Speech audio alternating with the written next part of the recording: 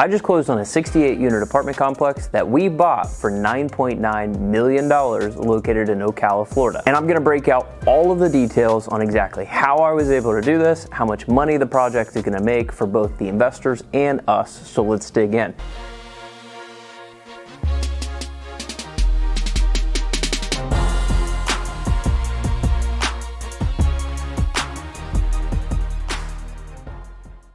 Before we jump into the numbers, I just want to show you the actual asset that we acquired. It's called Village Square Apartments. Again, it's in Ocala, Florida, right next door to a 28-unit apartment complex that we already own. It's 68 units total. Now, the good thing about this deal is the majority of the inside of the units have already been renovated to a nicer level. So that saves us as the investor a ton of work that we would have to do to be able to increase the rents. And the deal's on over 5 acres of land. That's something really important down here in Florida. We're garden-styled apartment complexes where people can go out and walk their dog, and they don't have to go up an elevator to get to their apartment. And just so you can see our actual business plan, a lot of the money that's going to be made on this project is in reprofiling it from a C-class apartment complex owned and operated by somebody out of state, which is who we bought it from. And we're gonna put a ton of money behind the amenities in the clubhouse and making it a newly renovated, professionally owned and managed apartment complex, and really pushing it from a C into a B-class deal.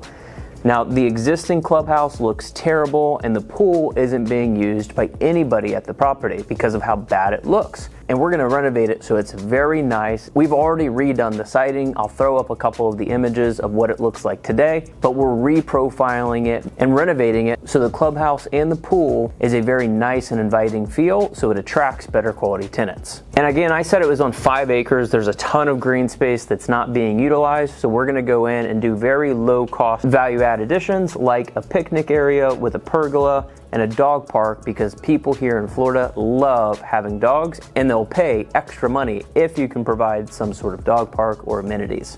And then the last piece of it, a lot of the units have been renovated already, but there are about 20 units or so that are still moderately renovated that are considered classic and not premium level finishes. And so we'll be renovating it and being able to increase the rents as we go through the business plan. So this is the actual deal, 68 units in Ocala, Florida. Now let's jump into the fun part. How in the world did this actually happen? So diving into it, again, it's called Village Square Apartments. The address is 1725 Northeast 36th Ave in Ocala, Florida. That's the great thing about real estate. You can't lie. Everything is tracked and recorded, so you can actually go and look it up and see who owns it.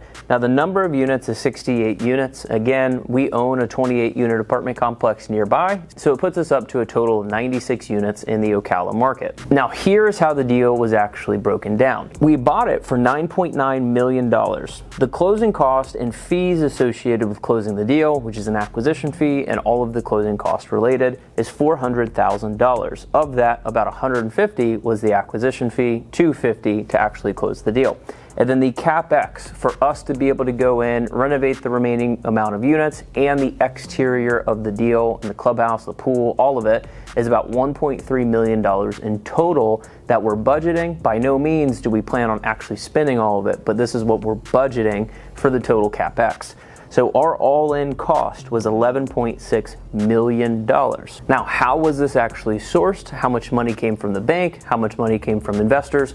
Let's go through it. So we got a $7.4 million loan on the property from Fannie Mae. And they gave us this loan because of 2 main reasons. Number one, the asset itself produces plenty of income to support the interest rate and the loan amount. And then secondly, I partnered with a couple of different partners on this deal that had the experience, the net worth, and the liquidity to be able to qualify for a $7.5 million loan.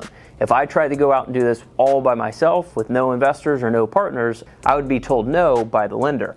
But because the deal itself had plenty of income to service the debt, and I had the partners with the experience that they were looking for, they approved this loan with no problem. So we got a $7.4 million loan, and then the equity that we raised from investors was $4.2 million. Now, my wife and I personally invested $100,000, and we raised the rest of the capital from outside partners. It was a total of 23 investors. We had some big ones and some small ones that totaled to $4.2 million, which all in covers your cost of $11.6 million. So that's how the deal was actually sourced and capitalized. We got a $7.5 million loan because the asset has enough income and we have the right partners. And then we were able to raise the money because of the projected returns and the existing relationships that we have with investors today.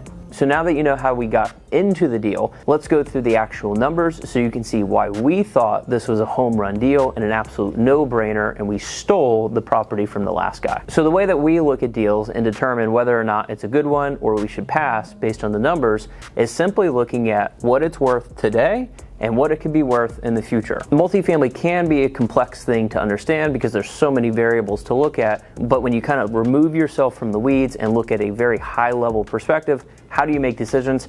We look at today and we look at where it could be after renovations or better management, and then we back into what price we can pay. And so here are the metrics that I look at. The average in-place rents today are $13.50 across all 68 units. Now, because we own something right next door, we have a very good feel for what the market rents could be for the exact same unit types. So the average rents today are $13.50. The current NOI, or the net operating income, after we've collected all the rents, paid the vacancy, paid the expenses, and everything's left over, there's 700 grand left over. And so if you take 700 grand, NOI divided by purchase price equals cap rate. We take 700 grand, divide it by the $10 million price that we paid, or 9.9, and you get a 7% going in cap rate, which is almost impossible to find in the state of Florida. Now, market cap rates for this exact same market is anywhere between 6 and 6.5, and the reason that we got it at a 7 is we already did a deal with the guy and they took it out to the market and it sat there idle for about 4 months, and so they had to sell it to somebody who could close, which was us, at the price that we wanted, which was a 7% going in cap rate. Now, just buying it at a 7% cap rate means it's good deal for cash flow, but how do we know if there's enough upside?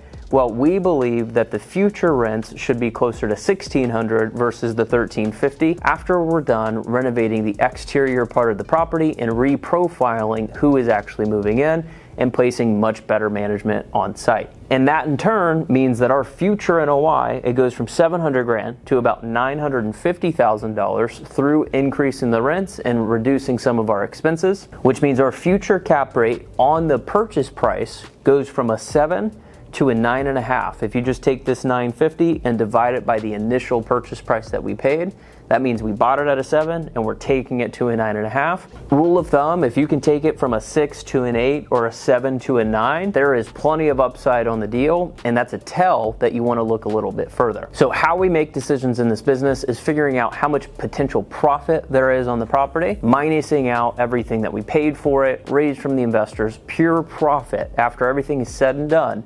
Is there enough to make the investors happy that invested passively, and the GPs or the active people that are going out and making it a passive investment for them? If there's enough money for us and there's enough money for the investors, generally that's a good deal. So if you take an NOI, our future NOI of $950,000, and you divide it by a market cap rate, which is 6.5 in Ocala, Florida, that would put our value at $16 million. So we bought it for 10, we put $1.6 million into it, so our all-in cost is $11.6. And then we think it's going to be worth close to $16 million when everything's said and done. And just to dive a little bit deeper so you can see it, we sell it for $16 million, we pay off the $7.4 million loan, we do what's called a return of capital. We send all of the investors' money back first before we do a profit split, so minus the 4.2 that we raised, and then there is a $4.4 million profit to split between the investors and ourselves.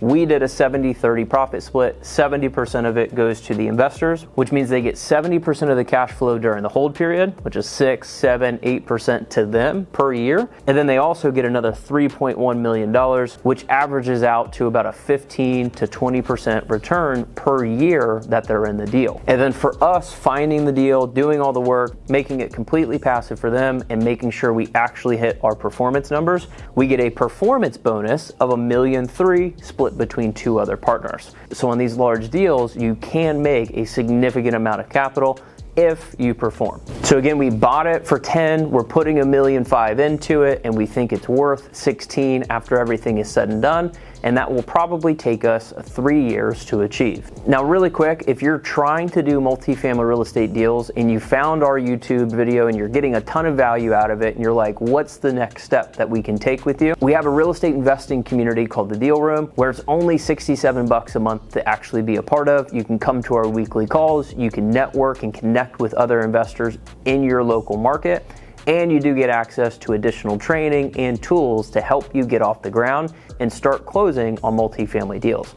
So if you're interested in checking out what it's like to be a part of the community, check out the links in the description, and we can't wait to see you inside. Now, to recap this off, just so you can fully understand, we bought it for 9.9. There's 400 grand of closing costs, and we're investing $1.3 million of CapEx, which means our all-in cost is $11.6 million. We get into the deal, we get the loan from the bank, and we have to raise $4.2 million.